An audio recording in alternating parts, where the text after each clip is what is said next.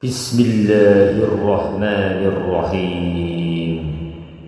Tapi saya sebutkan ini di antaranya di dunia yang sangat-sangat penting karena orang ingin bahagia, orang ingin hartanya banyak ya. Di antaranya sedekah. Salah satu cara untuk bisa Anda bahagia dan hartanya banyak dengan bersedekah. Kemudian Anda juga bisa meraih husnul khatimah. Adapun di akhirat tentunya lebih banyak lagi ya. Tentunya lebih banyak lagi ya. Di antaranya kata Nabi SAW, kullu mri'in fi dhilli sadaqatihi yaumal qiyamah. Setiap orang akan berada di naungan sedekahnya pada hari kiamat kelak. Hatta yuqda, sampai dia dihukum oleh Allah Subhanahu wa taala. Jadi seorang dibangkitkan pada hari kiamat kelak dalam kondisi matahari jaraknya 1 mil, tentu sangat panas. Dalam kondisi seorang tidak berpakaian, hufatan, uratan, gurlan, buhman, tidak berpakaian, belum disunat, tidak beralas kaki ya. Tidak membawa apa-apa ya, dalam kondisi tidak punya apa-apa ya.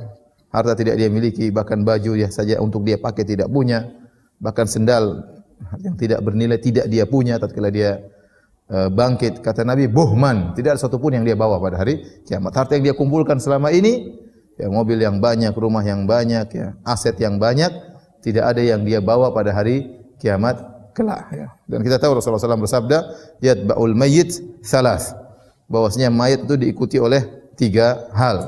Ahluhu wa maluhu wa amaluhu, yaitu keluarganya, kemudian hartanya dan amal perbuatannya. Fayarji al-itsnan wa yabqa wahid. Yang 2 akan pulang, tidak menemani dia di alam barzakh, di alam kubur, yaitu hartanya dan keluarganya. Kalau kita meninggal dunia nanti, ya, kemudian kita diantar oleh keluarga kita, istri kita, anak-anak kita, kerabat kita, ya. Apa ada yang menemani kita di kuburan? Tidak ada. Istri kita yang bilang, "Mas, kita akan hidup semati." Waktu kita mati, dia tidak mati sama kita. Padahal sudah berjanji waktu dalam kehidupan kita akan hidup apa? Semati. Tapi begitu kita meninggal, maka kemudian dia tidak ikut dikubur bersama kita. Bisa jadi setelah itu dia nikah lagi ya. Kemudian akhirnya ya, selimut tadi yang kita pakai dipakai oleh orang lain. Atau sebaliknya demikian juga wanita meninggal ya, apa namanya, suaminya tidak menemani dia di kuburan ya. Bahkan ada yang istrinya meninggal kemudian tidak berapa lama, tidak perlu lama-lama, mungkin sebulan kemudian suaminya sudah menikah lagi. Anak-anak yang kita sayangi tidak akan menemani kita di kuburan. Semua harta yang kita kumpulkan, rumah mewah, mobil yang begitu banyak juga tidak akan menemani kita di kuburan. Semuanya kita tinggalkan untuk orang ahli waris kita.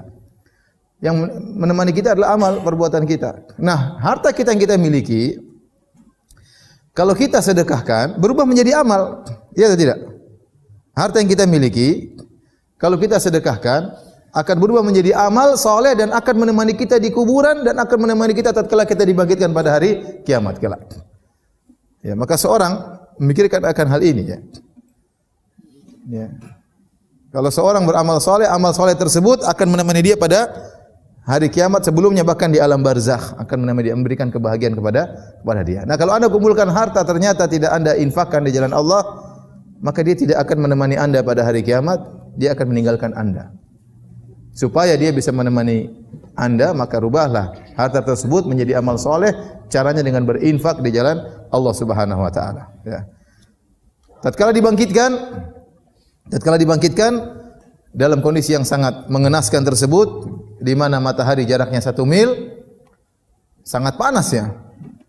Menunggu Allah datang untuk memulai persidangan ini waktu yang sangat panjang. Waktu yang sangat panjang. Panas terik. Namun bagi orang yang suka bersedekah, maka akan datang naungan, akan menaungi dia dari teriknya matahari tersebut. Kata Nabi SAW, kullu mri'in fi dhilli sadaqatihi. Setiap orang akan berada di bawah naungan sedekahnya pada hari kiamat kelak. Semakin dia banyak bersedekah, naungannya semakin teduh. Semakin teduh.